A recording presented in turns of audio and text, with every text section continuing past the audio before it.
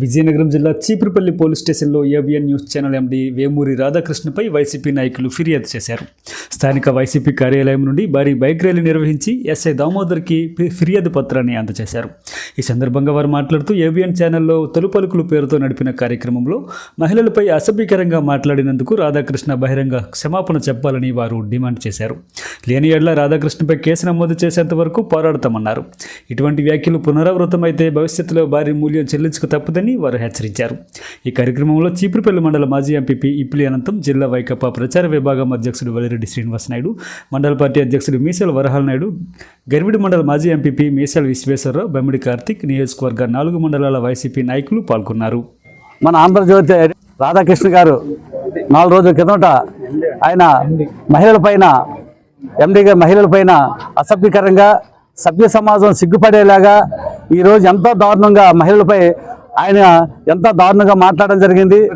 ఈరోజు చీపురుపల్లి కాన్స్టిట్యున్సీలో మేము భారీ ఎత్తున మా పార్టీ కార్యకర్తలు అందరం కూడా చీపురుపల్లి పోలీస్ స్టేషన్కి వచ్చి ఆయన మీద కంప్లైంట్ ఇవ్వడం జరిగింది.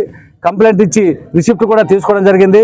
ఎట్టి పరిస్థితుల్లో కూడా ఏబిఎన్ రాధాకృష్ణ మీద ఎట్టి పరిస్థితుల్లో మహిళలు అసభ్యకరంగా ఆయన మాట్లాడారు కాబట్టి, మహిళలు కించపరిచే విధంగా మాట్లాడారు కాబట్టి, భారతమాతనే అతను అవమానించారు కాబట్టి ఈరోజు ఆయన మీద తగు చర్య తీసుకొని కేసు పెట్టి జైలు పంపించాలని మేము అందరం కూడా చేస్తున్నాం.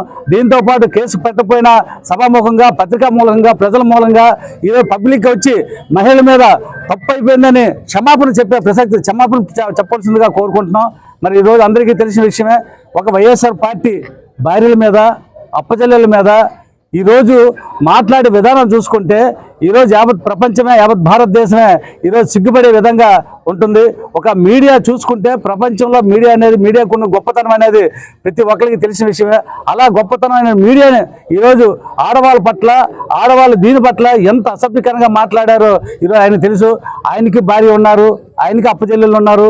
ఈరోజు చూసుకుంటే అలాంటి వ్యక్తికి కొన్ని పార్టీలు కూడా మద్దతు తెలిపి, మరి వాళ్ళకు కూడా ఆ పార్టీలో ఉన్నట్టు భార్యలు ఉన్నారు, ఆ పార్టీలో ఉంటే అప్పచెల్లెళ్ళు ఉన్నారు, అందరూ ఉన్నారు. కానీ ఆడపిల్లలకు ఏ ఆడపిల్లకైనా అన్యాయం అంటే అన్యాయం చేశారు కాబట్టి దాన్ని ఖండించిపోయి తిరిగి సపోర్ట్ చేయడం జరుగుతుంది. ఆంధ్రజ్యోతి ఛానల్లో మరి తొలి పలుకులు అనే కార్యక్రమం ద్వారా మరి ఎండి వేమూరి రాధాకృష్ణ గారి ఆధ్వర్యంలో ఒక యాంకర్ గారు ఈ రాష్ట్రంలో ఉన్న మహిళలందరినీ కించపరిచే విధంగా, మరి వారి ఆత్మాభిమానం దెబ్బతినే విధంగా మరి మాట్లాడడం నిజంగా ఇది ఏదైతే మీడియా విలువలకి దిగజారుడుతనో, మరి ఈ రాష్ట్రంలో ఉన్న మహిళలందరినీ కూడా అవమానించినందుకు ముందుగా ఆ సంస్థ ఎండి వేమూరి రాధాకృష్ణ గారు మహిళలందరికీ కూడా క్షమాపణ చెప్పాలి.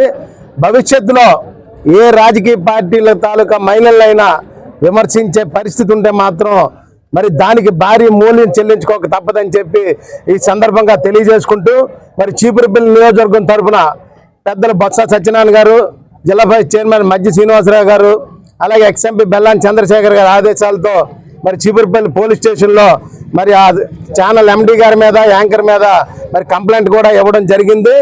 ఏదైతే మహిళలు కించపరిచి అవమానపరిచే విధంగా మాట్లాడిన వారిద్దరి మీద తగిన చర్యలు తీసుకోమని మరి పోలీసు వారిని కూడా మరి కోరడం జరిగింది.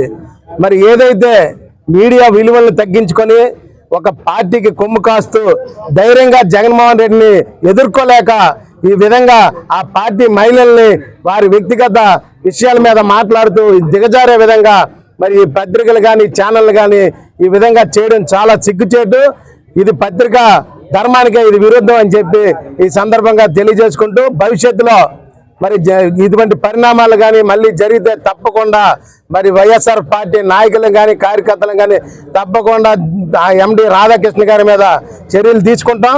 మా ప్రభుత్వం వచ్చిన వెంటనే తగిన విధంగా కేసులు కూడా పెట్టి వారిని కోర్టుకి ఇచ్చి పోలీస్ స్టేషన్లో పెట్టించే పరిస్థితి మాత్రం తప్పకుండా ఉంటుందని చెప్పి సందర్భంగా తెలియజేసుకుంటాం.